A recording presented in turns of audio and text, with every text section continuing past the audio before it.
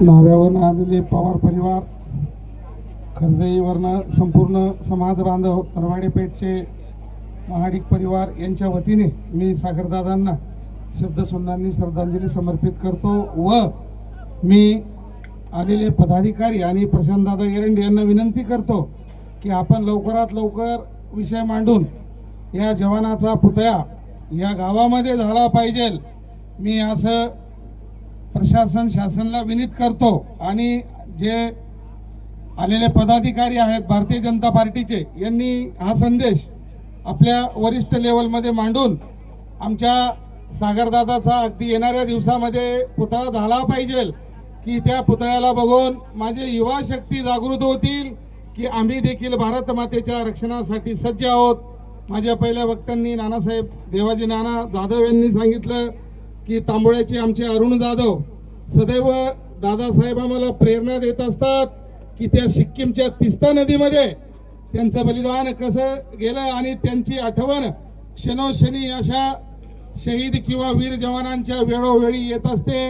आमचे राहुल दादा सदैव सैनिकांच्या हितासाठी लढा देणारं व्यक्तिमत्व, निश्चित रूपी सागरदादा तुमचं बलिदान व्यर्थ जाणार नाही म्हणून मी तुमच्यासाठी सांगतो, शहीदों की शहादत रंग लाएगी, शहीदों की शहादत रंग लाएगी, आज पतझड़ जरूर है लेकिन कल बहार आएगी।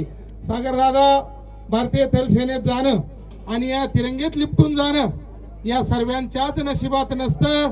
तुम्ही फार या निकुम कुटुंबामध्ये भाग्यशाली होतात म्हणून तुम्ही आज सर्वांच्या साक्षीने ऐतिहासिक क्षण म्हणून या पंचक्रोशीमध्ये आमच्या हृदयस्पर्शी आठवणी सदैव द्रवत असतील आणि तुम्ही नशीबवान होतात।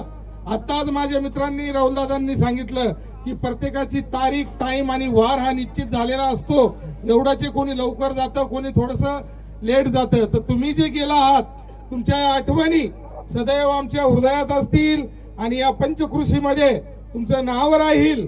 12 वर्ष नोकरी तुमची त्या मॅकनाइज इन्फंट्रीमध्ये, ज्या वेळेस मॅकनाइज इन्फंट्री मराठा बटालियन बॉर्डरवर असते तर दुश्मन विचार करतो की इनसे पंगा लेना मौत को गले लगाना, तर त्या बटालियन मध्ये तुम्ही होतात। निश्चित रूपी तुमचं हे बलिदान हृदयस्पर्शी आणि तुमची कार्यकारिणी सदैव आमच्या आठवणींचा ठेवा म्हणून राहील। म्हणून मी आमचे देवादादा राजपूत, कोबरा बटालियनचे दुहादार रण वाकुरे व त्यांच्या संपूर्ण टीमच्या वतीने श्रद्धासुमन देतो। तरवाडे पेठ गावाचे आजी माजी सैनिक, नाहवे गावाचे आजी माजी सैनिक, खरजई गावाचे संपूर्ण आजी माजी सैनिक व आमचे अण्णासाहेब गुडशेपाड अकॅडमीचे चाणक्य आणि सर्वांना समजून घेणारे अण्णासाहेबांच्या पूर्ण स्टाफच्या वतीने मी श्रद्धासुमन देतो आणि थांबतो। ओम शांती, ओम शांती, ओम शांती। अमर रहे, अमर रहे।